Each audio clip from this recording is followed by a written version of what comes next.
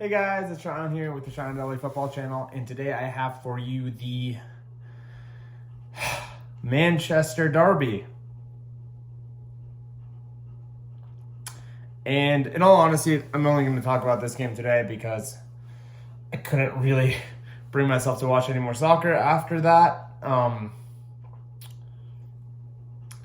been like I mentioned last week, and the Liverpool game was really bad. The Liverpool game was horrible, and in my mind, I kept thinking, okay, I was fully expecting us to lose today because City are better coached, they are more organized, and they know how to beat us. And there's only, I can set out a team to beat Manchester United because it's not rocket science to beat us. Press us high, don't let us play out the back, stay close to man, and 9 times out of 10, you'll come away with a result. Now, what I didn't expect was the absolute lack of desire, the lack of motivation, and the lack of character from those players. We can all agree that Ole Gunnar Solskjaer is not good enough for the job and that he should be sacked. We're beyond that. But I saw an interview earlier that they were interviewing Solskjaer about it actually, and they said, oh, we were talking to Harry Maguire, and he said that they lacked belief. And Solskjaer literally was like, he said that, did he? And it literally dawned on him that, oh, okay, so they're throwing me under the bus. And the fact is that I know without a shadow of a doubt, Ole Gunnar Solskjaer loves Manchester United and will do everything in his power to make this club as successful as it possibly can be. Unfortunately, the case is this is the limit where he can take the club to, and he can't take it any farther. However, those players coming out and saying that, it's disrespectful to a level that it will not be forgotten. I will remember this. I would demand that Harry Maguire step down as captain effective immediately, because that is not acceptable. What belief does a manager need to provide for you to put on the Manchester United shirt? Do you realize how lucky you are? Do you realize how many of us would kill for the opportunity to wear that jersey, to go to that stadium?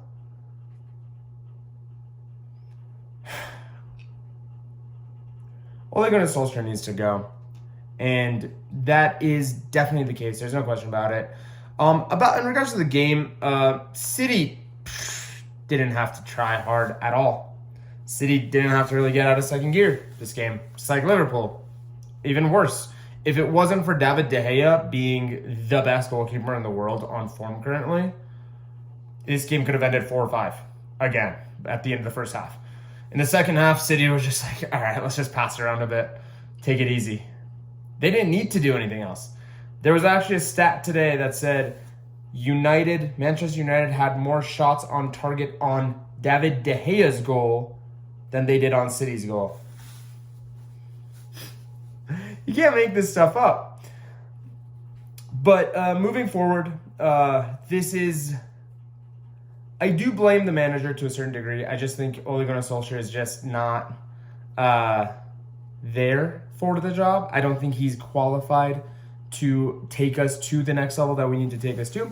Somebody mentioned it earlier today that Ole Gunnar Solskjaer's job over the last 2 seasons has been to make us a consistent top 4 finisher, get us back into standing, develop a style of play, move us to and make us prepared for the next manager.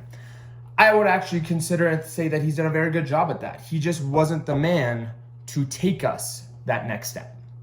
We needed somebody else. We need somebody who can come in and take us that extra step that we need to go to, because on paper, this squad, minus one player arguably, is world class. I would say it's hard to find more than 5 or 6 squads in world football that are actually better than this Manchester United squad.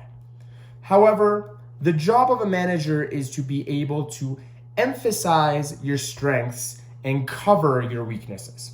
This is an ability that Pep Guardiola, Jurgen Klopp, Thomas Tuchel have done phenomenally over the years. Antonio Conte, these managers are geniuses at this. Alex Ferguson was a phenomenal proponent of this. Alex Ferguson won the league with Tom Cleverley in the midfield. You can argue, yes, he had Paul Scholes next to him, but guess what? He was a player in there as well.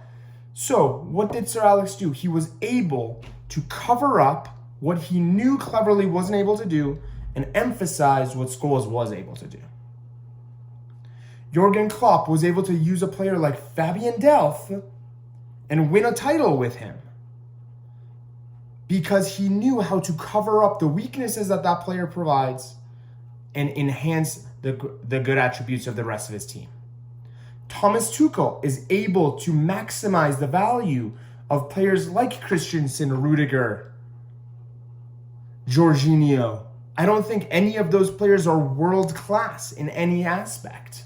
However, when you're coached correctly, when you're given specific instructions, you can make average players exceed what their capabilities are because they fit into a system and the jigsaw works.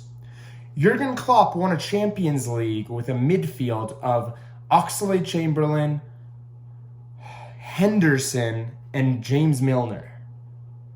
None of those three players are world class. Wijnaldum was in there as well. Even Gini Wijnaldum. None of those four players are world class in any aspect, in my opinion. However, what they were able to do is they were able to mask their weaknesses and emphasize their strengths. The job of a good manager.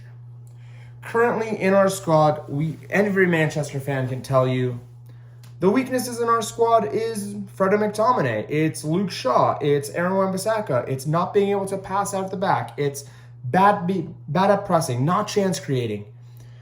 And you would think, okay, Bruno Fernandes leads the world in the Premier League and the Champions League in chance creation. It's obviously not skill. Ronaldo has 9 and 12. We have Jadon Sancho, one of the best players in the world over the last 3 years. Donny van de Beek was voted 4th in the Ballon d'Or 4 years ago for midfield. And somehow these players can't either get a game or Ole's not willing to take a chance. At some level, you have to blame the manager and you have to question it. And I think the time has come. But from the bottom of my heart, I will tell you this, Ole Gunnar Solskjaer, I love you. And I will love you till the last day I'm alive. Because what you did for this club will never go forgotten. What you did will always bring a smile to my face. There will never be another phrase such as, and Solskjaer has won it, ever again. You are immortal in this club. You are a legend of this club. And I actually think up until this season, you were doing a phenomenal job coaching this team as well. And I want to thank you for that. But I think this is just the right time for you to move on as well. And I do not think any Manchester fan is going to view you in any negative way. And I think you will go down as history as one of the legends of this squad and one of the best players to have ever played for us. And the man who gave us the greatest moment in this club's history. So thank you. And for everybody else, thank you guys so much for watching. I know this was a bit too Manchester United focused. I will be back tomorrow with a football European roundup. And until then, talk to you tomorrow, guys.